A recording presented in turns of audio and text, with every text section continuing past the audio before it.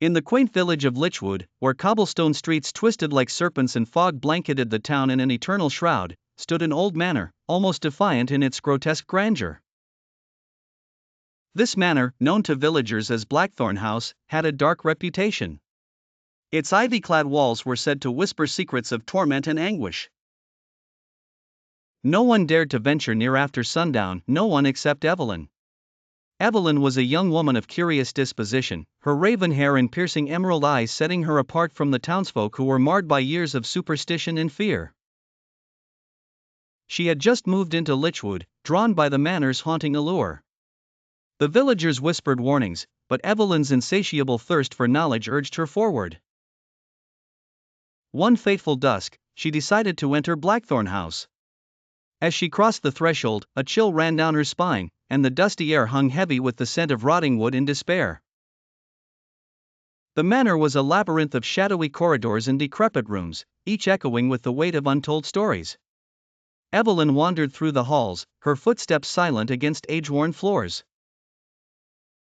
Suddenly, she felt a cold draft and heard faint whispers, indistinct at first, but growing clearer with each step.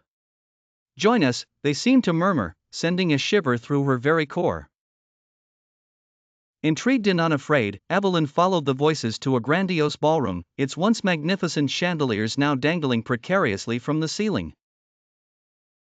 In the center of the room stood a spectral figure, translucent and bathed in an ethereal glow. It was a woman, her eyes hollow and filled with sorrow. "Who are you?" Evelyn asked, her voice barely a whisper. The ghostly apparition began to speak, recounting a tale of woe and betrayal. She was Lady Isabella Blackthorn, the original mistress of the manor, who had been murdered by her treacherous husband in a fit of jealous rage. Her spirit had been bound to the house for centuries, unable to find peace.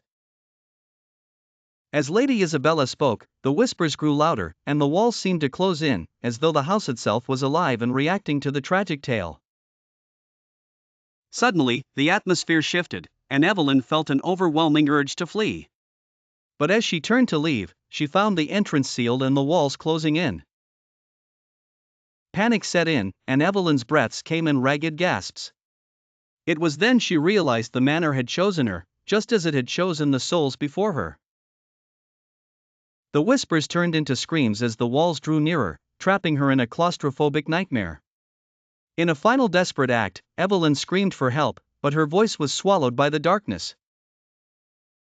The next morning, Blackthorn House stood silent and still, its windows dark and foreboding. The villagers noticed Evelyn's absence but spoke not a word, their faces etched with sullen resignation.